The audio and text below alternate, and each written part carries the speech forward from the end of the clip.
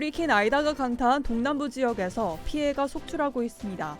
인명피해가 5명으로 늘고 대규모 정전 사태가 이어지고 있는 가운데 완전한 피해 복구까진 최소 몇 주가 걸릴 것으로 전망됐습니다. 캘리포니아주에서 대형 산불이 확산하면서 주내 모든 국유림과 국립공원이 임시 폐쇄됐습니다.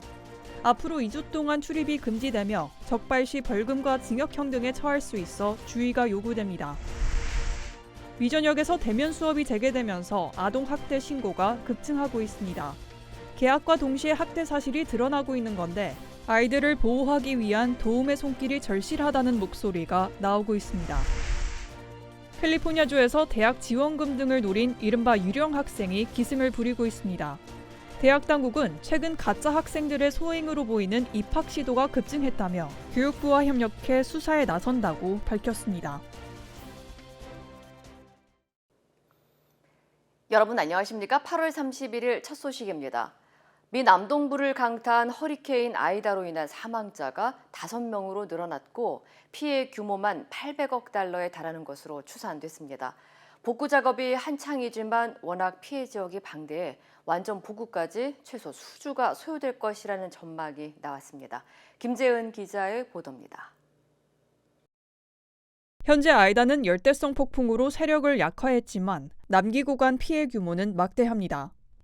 고속도로 유실과 익사 등으로 현재까지 최소 5명이 숨졌고 곳곳에선 침수와 홍수가 발생했습니다. 정전 피해도 잇따르고 있습니다. 루이지애나와 미시시피주 등에선 여전히 175만 가구와 사업체의 전력 공급이 중단된 상태입니다. 이어 일부 지역에선 식순환까지 이어지고 있어 주민들의 불편이 가중되고 있습니다. Water is a problem. We do not have water. So fortunately, we had thought enough to be able to fill a couple of buckets with water before the storm hit. 아이다에 따른 피해 규모만 800억 달러로 추산됐습니다. 현재 모두 32개 주로부터 전력 복구에 인력 2만 5천여 명이 투입됐지만 피해 지역이 워낙 커 완벽한 복구까진 최소 수주에서 한 달이 소요될 것으로 전망됐습니다. So if you have already evacuated, do not return here or elsewhere in southeast Louisiana until the Office of Emergency Preparedness tells you it is ready to receive you. The schools are not open. 아이다는 현재 북쪽으로 올라가면서 최대 24인치에 달하는 엄청난 양의 비를 뿌릴 것으로 보입니다. 이런 가운데 국립기상국은 남부 루이지애나와 미시시피주를 중심으로 폭염주의보를 발령했습니다. 당국은 앞으로 며칠 동안 무더위가 지속되면서 최고 기온이 화씨 105도까지 치솟을 수 있다고 전했습니다.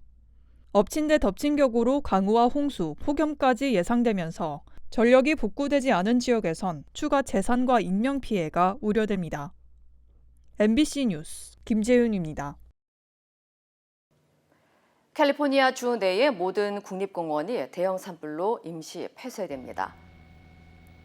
연방산림국은 캘리포니아주에서 산불이 번지고 있는 가운데 위기 상황을 고려해 오늘부터 다음 달 17일까지 2주 동안 주 경계 내의 모든 국유림을 임시 폐쇄한다고 밝혔습니다. 당국은 캘리포니아주 전역에 걸친 극심한 산불 상황 때문에 공공의 안전과 소방관의 안전을 보장하기 위해 임시 폐쇄 결정을 내렸다고 설명했습니다. 임시 폐쇄 기간 동안 국유림에 들어갔다 적발되는 사람이나 단체는 각각 $5,000와 $10,000의 벌금 그리고 최대 6개월의 징역에 처할 수 있습니다. 한편 올해 캘리포니아주에서는 총 6,800여 건의 크고 작은 산불이 발생했고 피해 면적은 170만 에이커에 달합니다.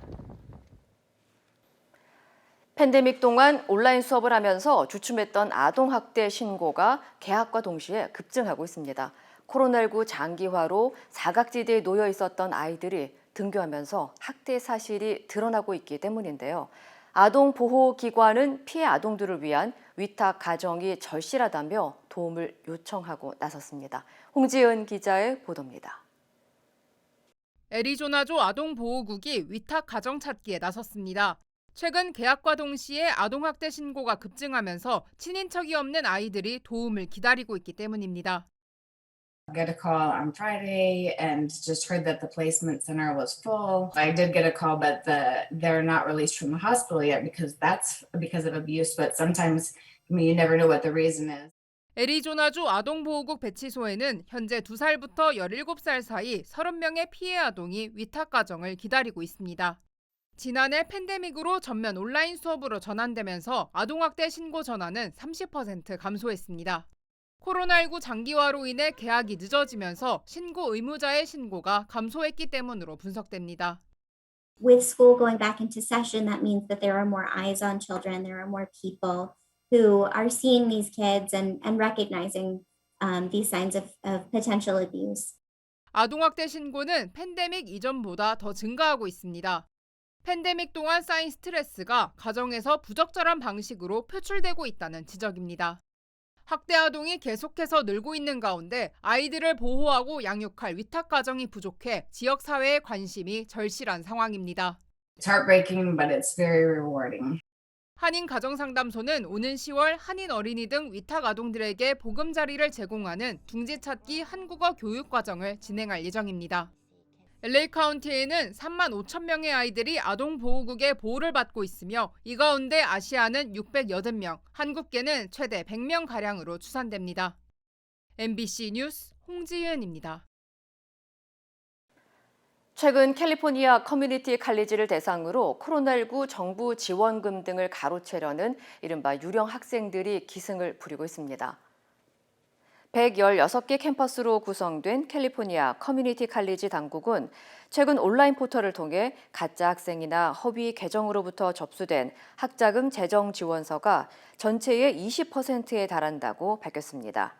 특히 당국은 최소 6개 캠퍼스에서 가짜 학생의 소행일 가능성이 있는 입학 시도가 이례적으로 급증했다고 전했습니다.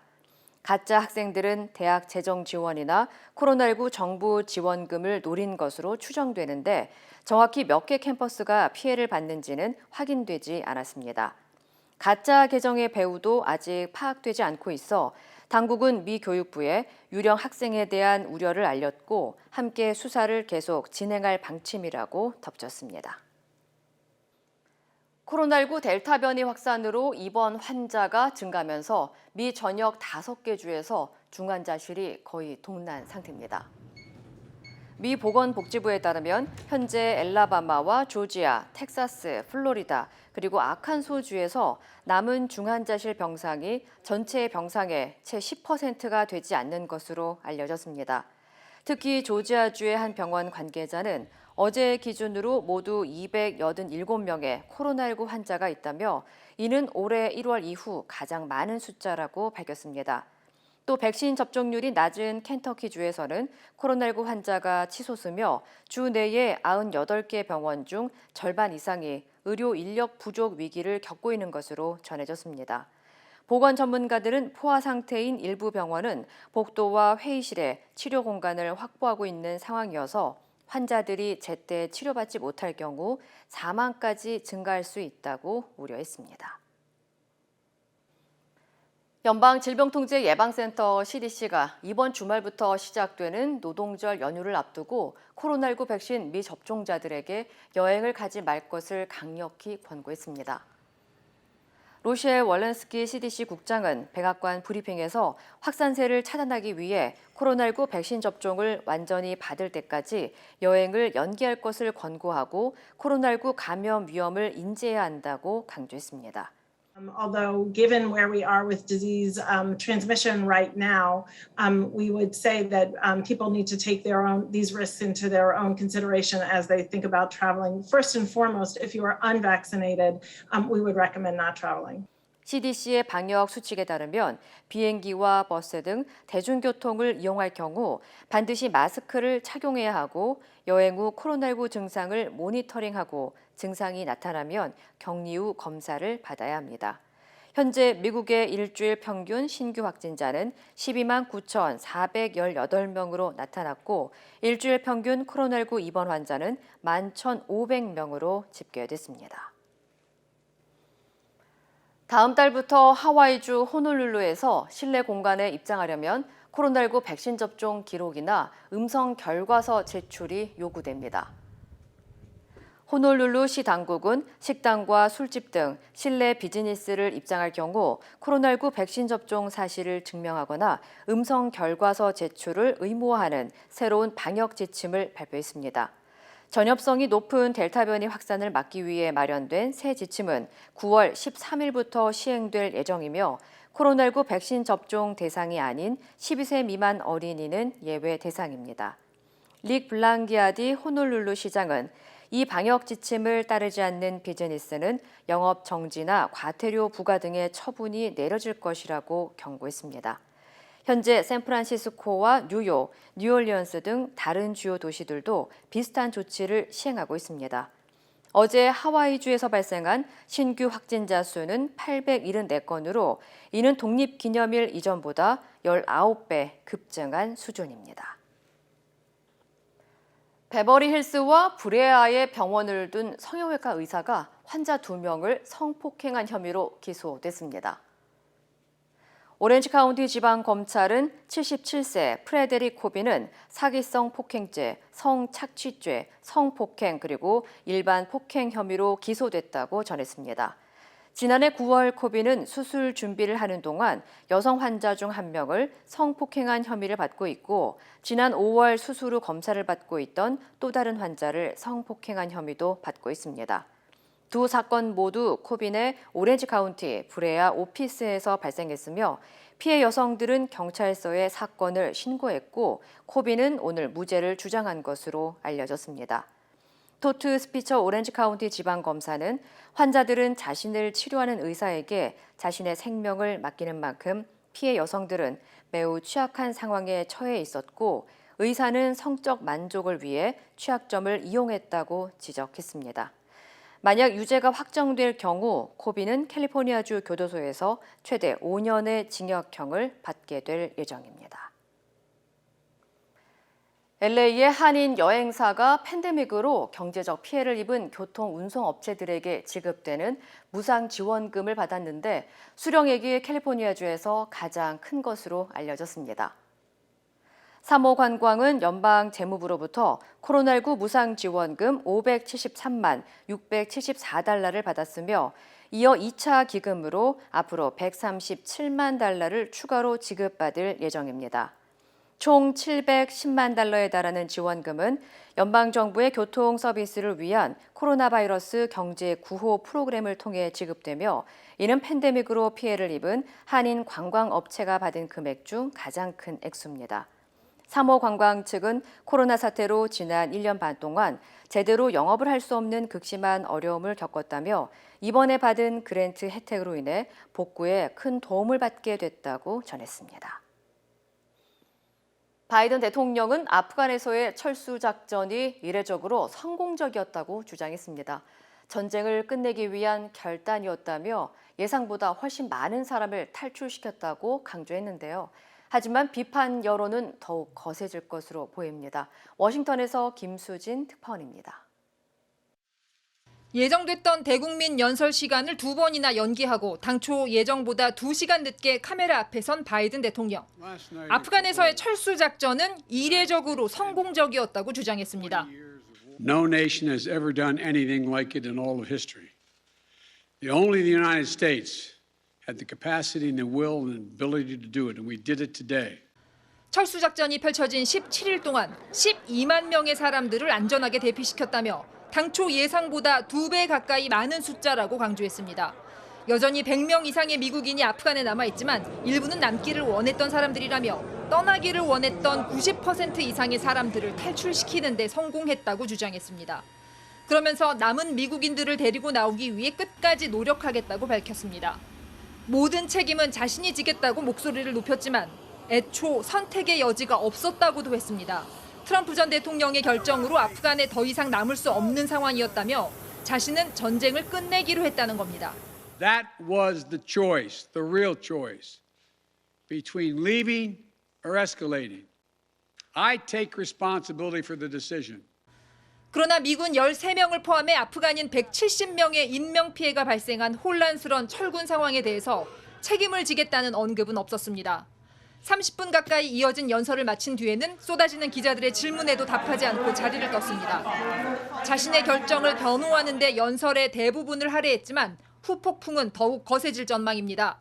야당인 공화당은 본격적인 진상규명과 책임 추궁에 나서겠다고 예고했습니다. 미국 주요 언론들은 역사상 엄청난 실패라고 비판했고 특히 미국인을 남겨두고 떠나는 것은 도덕적 재앙이라며 바이든 대통령의 결정을 비난했습니다. 워싱턴에서 MBC 뉴스 김수진입니다. 연방의회가 아프가니스탄에서 탈출한 미국 시민을 위한 지원 법안을 초고속으로 통과시켰습니다. 연방상원은 아프간 카불 공항에서 미군의 대피 작전에 따라 본국으로 돌아온 미국 시민권자를 위한 귀한 미국인을 위한 긴급 송환 지원 법안을 만장일치로 승인했습니다. 법안은 외국에서 되돌아온 미국인에게 지원 액수를 늘려 일시적으로 도움을 줄 수 있는 사회보장법 1113조를 개정하는 내용을 담고 있으며 앞으로 2년간 $10,000,000의 예산이 책정됐습니다. 이 법안은 하원에서 이미 처리됐으며 상원 통과에 따라 조 바이든 대통령이 서명하면 발효될 예정입니다. 구글 같은 거대 기업들의 수수료 갑질을 막는 이른바 구글 방지법이 어제 한국 국회에서 통과됐습니다. 이런 법이 통과된 건 한국이 처음입니다. 오혜정 기자입니다. 구글의 앱 장터인 플레이스토어. 우리나라 앱마켓 시장의 63%를 차지하고 있습니다. 스마트폰 이용자들에게 앱을 팔려면 웬만하면 구글을 거쳐야 한다는 뜻입니다. 구글 장터에서 앱을 팔 때 내는 수수료는 원래 게임만 빼고 모두 무료였습니다. 그런데 10월부터 갑자기 수수료 30%를 받기로 했습니다. 이렇게 되면 국내 앱 개발자나 판매자들이 구글에 내야 할 수수료가 1년에 1,500억 원이 새로 생깁니다. 구글 말고는 다른 대안도 마땅치 않아서 울며 겨자 먹기로 당하는 셈입니다. 국회를 통과한 법은 이런 수수료 갑질을 금지합니다. 앱 마켓 사업자가 지위를 부당하게 이용해 특정한 결제 방식을 강제하지 못하게 했습니다. 구글을 통하지 않고 수수료가 없는 자체 결제 방식을 허용하란 뜻입니다. 이런 법이 통과된 건 한국이 세계 최초입니다. 구글 같은 플랫폼 업체가 너무나 많은 차지를 하는 것에 대해서 새로운 방향을 제시한다면서 의의가 있을 것이고 다른 나라에도 영향을 줄 수 있을 거라고 생각을 합니다. 구글의 이런 수수료 갑질은 전 세계적으로 논란을 빚고 있습니다. 미국에서는 구글이 반독점법 위반으로 연방법원에 소송을 당했고 애플 역시 인기 게임 포트나이트를 퇴출시켰다 대규모 소송전을 벌이고 있습니다. 구글은 수수료를 받고 구글을 통해 결제하는 방식은 보안과 소비자 보호를 위한 것이라며 법 통과를 우려한다고 밝혔습니다. 법은 통과됐지만 구글이 우회적으로 법을 피할 가능성은 여전히 있어 보입니다. MBC 뉴스 오혜정입니다. 과거 일제가 일으킨 전쟁으로 처벌받은 전범이 일본 사람만 있는 게 아닙니다. 연합군 포로 감시원으로 내몰렸던 한국인들은 전범이라는 낙인을 평생 벗지 못했습니다. 이들이 정부의 피해 구제 노력을 촉구하며 7년 전 헌법 소원을 냈지만 받아들여지지 않았습니다. 양소연 기자입니다.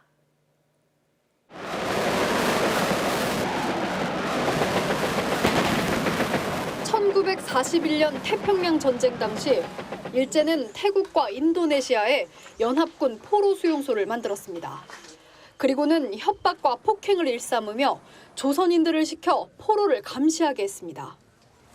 강제로 동원된 조선인 148명은 일제의 항복 뒤 열린 국제 전범 재판에서 B급, C급 전범으로 사형이나 징역형을 선고받았습니다. 이들 한국인 전범 피해자와 가족 모임인 동진회는 정부가 강제동원 피해 보상을 위한 외교적 노력을 다하지 않았다며 헌법 소원을 냈습니다. 죽으면서 명예회복으로 죽으면 다소라도 풀어줘야 하겠다. 그런 것이다. 죽어간 친구들의 그 부탁이라고 할까요? 7년 만에 선고에 나선 헌법재판소는 재판관 9명 가운데 5대 4 의견으로 각하 결정했습니다. 헌재는 강제동원돼 포로를 감시하다 처벌된 안타까운 역사적 사실은 인정된다면서도 국제전범재판소 판결로 처벌된 전범의 피해를 보상하는 건 일본군 위안부나 원폭 피해자 등과 같을 수 없다고 판단했습니다. 다만 재판관 4명은 한국 정부가 일제의 불법 강제 동원으로 인한 피해 해결에 나서지 않는 것은 피해자들의 기본권을 침해한 위헌이라며 소수 의견을 냈습니다. 지금 이제 거의 생존자가 안 계시죠. 유족분들하고라도 상의해서 계속 관련된 활동은 멈추지 않을 것 같습니다. 외교부는 헌재의 결정을 존중하며 정부는 전범 문제 해결을 위해 노력을 지속하겠다고 밝혔습니다. MBC 뉴스 양소연입니다. 전자발찌 훼손 전후로 여성 2명을 숨지게 한 강모 씨가 처음 언론 앞에 섰는데 반성의 모습은 찾아볼 수 없었습니다. 강 씨는 어제 구속 수감됐습니다. 정상빈 기자입니다. 전자발찌를 끊고 도주했다가 돌연 여성 2명을 살해했다고 자수한 뒤 처음으로 모습을 드러낸 전자발찌 살해범 강모 씨. 취재진의 마이크를 쳐내고 기자를 밀친 뒤 언론 보도에 대해 거세게 항의합니다. 보도를 똑바로 하라고 보자. 기자들이 보도를 엄청 하니까 그렇지. 구속영장 실질심사를 받기 위해 도착한 법원에서 다시 취재진이 질문을 던지자 이번엔 마이크를 발로 차면서 욕설을 퍼붓습니다. 피해 여성 왜 살해하셨어? 실질심사가 끝나고 1시간쯤 뒤 다시 나타난 강 씨는 이번에는 작정한 듯 입을 열었습니다. 하실 말씀 없으세요? 내가 더 많이 죽이지 못한 게 한이 된다. 반성 전형하지 않는 겁니까? 법원은 6시간여 만에 도주할 우려가 있다며 강 씨에 대한 구속영장을 발부했고 강 씨는 구속 수감됐습니다. 강 씨는 지난 26일 밤 자신의 집에서 40대 여성 1명을 살해하고 이어 29일 새벽 3시쯤 잠실 한강공원 인근에서 50대 여성을 살해한 혐의를 받고 있습니다. 강 씨는 50대 여성을 살해한 동기에 대해 빌 2천만 원을 한 번에 갚으라고 독촉해 살해했다고 진술했습니다. 또 살인을 저지르기 전 이미 철물점에서 전자발찌를 끊기 위한 절단기를 준비하고 도주 때 탄 렌터카도 미리 빌린 것으로 조사를 했습니다. 경찰은 강 씨가 범행 전후 연락했던 지인들을 상대로 도주 방법 등을 조사하는 한편 강 씨의 얼굴과 이름 같은 신상 정보를 공개하는 심의위원회를 열지 검토할 계획입니다. MBC 뉴스 정상빈입니다. 보건의료노조의 총파업이 하루 앞으로 다가온 가운데 한국 정부가 오늘 막판 협의에 나섭니다. 교섭이 실패하면 코로나19 병동과 선별, 진료소의 인력도 총파업에 참여할 예정이어서 진료 차질이 불가피해 보입니다. 박진주 기자입니다. 경기도의 한 감염병 전담병원 선별진료소. 4차 유행이 길어지면서 검사 대상자가 2배로 늘었지만 인력 충원은 없었습니다. 지금은 4차 유행 이후는 한 100건 정도 하고 있습니다. 계속 땡볕 아래서 환자들 안내하고 방역을 해야 되는 상황이라서. 보건의료노조가 모레부터 파업에 들어가면 소속 조합원 5만 6천 명의 30% 정도가 파업에 참여할 것으로 예상됩니다. 조합원이 아닌 의사와 응급실, 중환자실 필수 인력은 정상 근무를 하지만 일부 선별진료소와 백신 접종센터, 감염병 전담병원 간호사 등이 파업에 참여할 예정이어서 코로나 대응과 진료 차질이 우려됩니다. 보건의료노조와 보건복지부는 코로나 치료 인력 기준과 생명안전수당, 70개 진료권의 공공의료 확충, 간호사 1인당 환자 수 법제화 등 5개 사항을 놓고 협상을 벌였지만 합의에 이르지 못했습니다. 정부는 인력 확충 필요성에는 공감하지만 재정과 예산이 필요한 문제인 만큼 협의체를 구성해 시간을 갖고 논의하자고 제안했습니다. 엄중한 상황에서 파업과 같은 집단 행동을 자제하고 대화와 협의로 지금의 상황을 함께 해결하길 요청드립니다. 그러나 노조는 5개 핵심 과제를 포기할 수 없다며 물러서지 않겠다고 밝혔습니다. 코로나19 환자들에게 피해를 주고 싶지 않습니다. 그러나 더 이상 버틸 수가 없습니다. 정부의 진정성 있는 결단을 촉구합니다. 정부는 의료 공백이 없도록 병원급 의료기관의 평일 진료 시간을 늘리고 비노조 의료진을 긴급 투입하는 등 비상 진료 대책을 마련하기로 했습니다. 그리고 모레까지 보건의료노조와 추가 교섭을 이어가겠다는 입장입니다. MBC 뉴스 박진주입니다. 무려 20년 만에 아프간에서 철수하는 마지막 미군 수송기에 마지막으로 탑승했던 미군의 신원이 공개됐습니다. 관련 소식 전해드립니다. 미 국방부는 지난 30일 아프간 카불 국제공항 철군 때 가장 마지막에 몸을 실은 군인은 크리스토퍼 도나휴 미 육군 82 공수사단장이라고 밝혔습니다. 크리스토퍼 소장은 30년간 아프가니스탄과 시리아, 이라크 등 17차례에 걸쳐 작전에 참여한 백전 노장으로 그가 장총을 들고 수송기에 오르는 야간 투시경 사진은 아프간 전쟁사의 마지막 장면으로 기록됐습니다. 미군이 아프간에서 모두 떠나자 탈레반의 조직원들은 20년 아프간전에 축포를 쏘아 올리며 승리를 선언했는데요. 조 바이든 미국 대통령은 31일 기준 아프간 현지에 있던 미국인 중 90%가 대피했으며 남은 미국인들 대피의 시야는 없다며 그들이 나오고 싶어하면 데리고 나오는데 계속 전념할 것이라고 밝혔습니다. 중국 푸젠성 지역의 한 휴대전화 판매장에 강제로 닫힌 문을 열고 6명의 소년들이 들이닥칩니다. 소년들은 능수능란하게 매장에 진열된 휴대전화와 태블릿 PC 등을 챙겨 달아나는데요. 10대 소년들이 전자기기 29대와 금품을 훔치는 데 걸린 시간은 단 30초. 도주 중 공안에 잡힌 6명의 10대 소년들은 중학교를 자퇴한 뒤 전국을 떠돌며 상습적으로 금품을 훔친 혐의를 받고 있습니다. 중국은 살인 등의 강력범죄는 형사처벌 연령을 12세로 낮췄지만 이번 사건은 단순 범죄로 분류될 가능성이 커 사실상 처벌은 어려울 것으로 전망되고 있습니다. 미국 남부를 강타한 허리케인 아이다로 인해 현재까지 최소 4명의 사망자가 발생했는데요. 아이다의 직격탄을 받은 루이지애나주에선 70대 남성이 침수된 집 주변에서 악어에 습격당해 숨졌습니다. 외신에 따르면 희생자의 아내는 지난 30일 자택 앞 헛간에서 허리케인 탓에 늪이 범람하자 마을로 떠내려온 악어가 남편의 팔을 물었다고 수사관들에게 증언했는데요. 필사적으로 악어에게서 남편을 구하려다 실패한 부인의 신고로 구조대는 신속히 출동했지만 피해자의 시신은 끝내 발견되지 않은 것으로 전해졌습니다. 멕시코 연구팀이 조류 내 최상위 포식자인 맹금류 557 중 30%가 멸종 위기에 놓여 있다고 분석했습니다.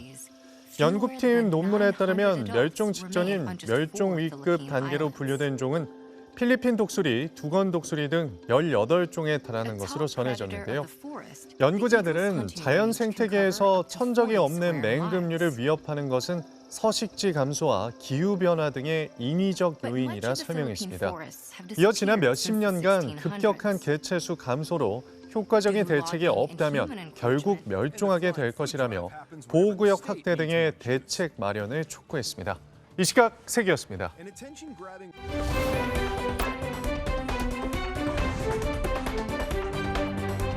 인터넷과 SNS에서 화제가 된 이슈를 전해드리는 투데이 이슈톡 시간입니다.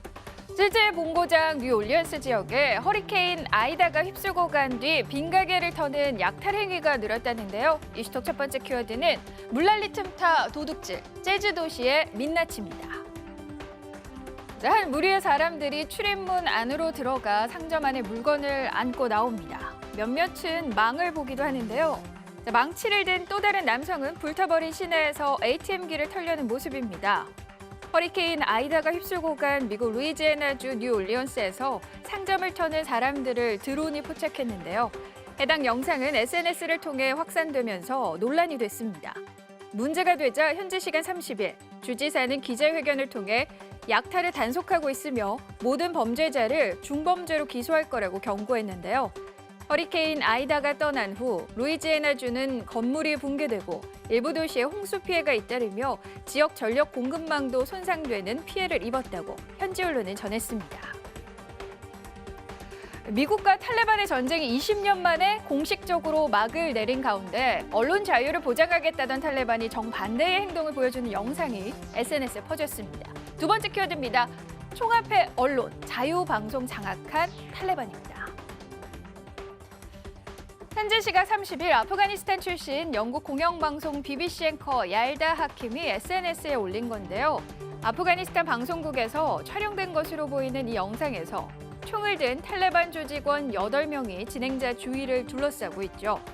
경직된 표정의 진행자는 간이 정권은 붕괴됐다며 탈레반을 두려워해선 안 된다고 말했습니다.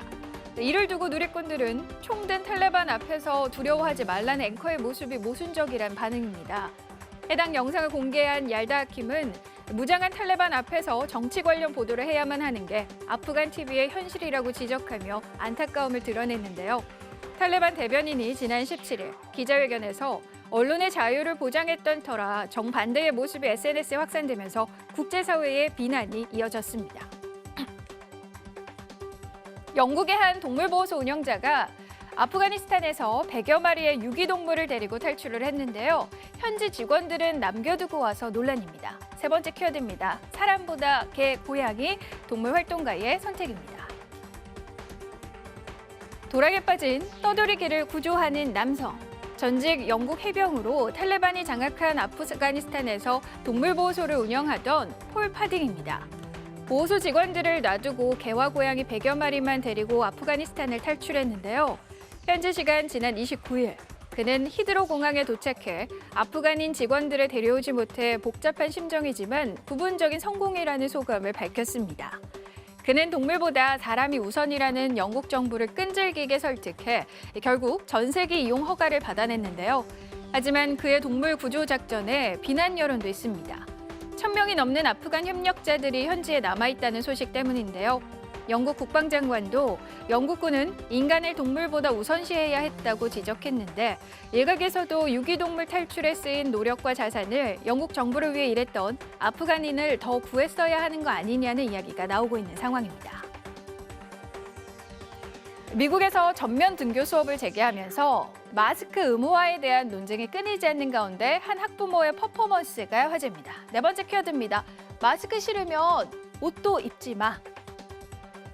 지난 23일 미국 텍사스주에서 열린 마스크 착용 찬반 토론회. 차분한 분위기가 돌변합니다. 한 학부모가 정부나 어떤 누구라도 자신에게 지시하는 걸 싫어한다고 운을 떼더니 직장에서 재킷을 입으라는데 이 옷이 싫다며 입고 있던 재킷을 벗는데요. 결국 걸치고 있던 모든 옷을 벗고 속옷 차림이 된 주인공. 세 자녀를 둔 제임스 에커스 씨입니다.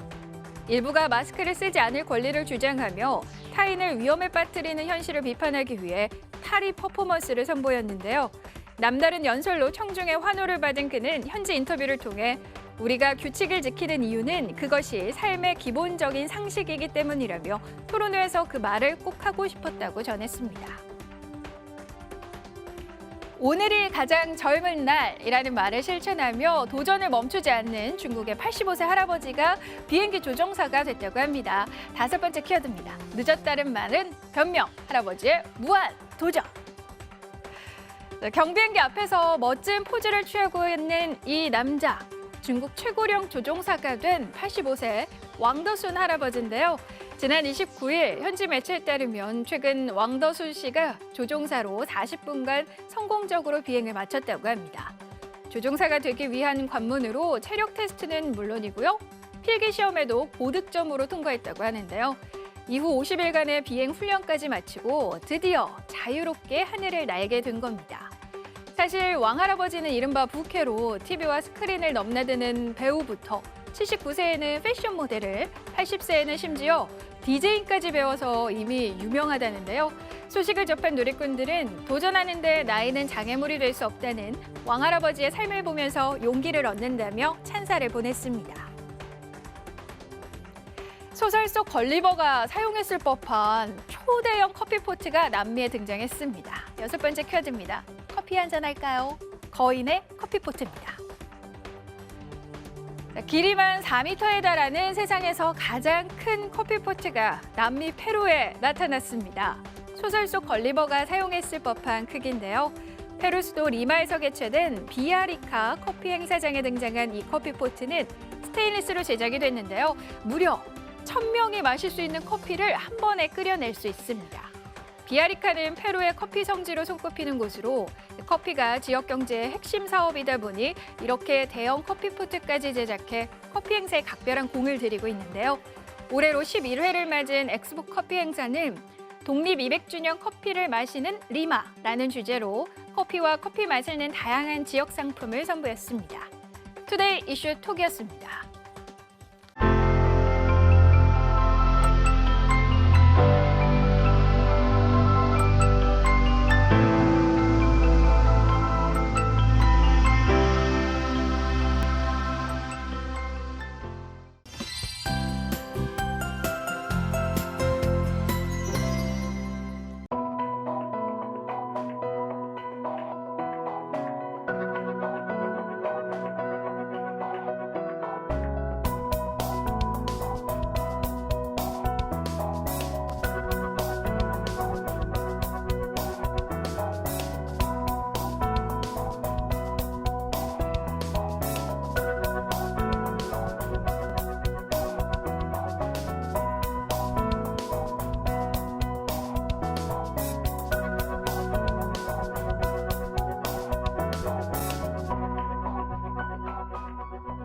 이상으로 8월 31일 화요일 뉴스를 마칩니다. 시청해주신 여러분 고맙습니다.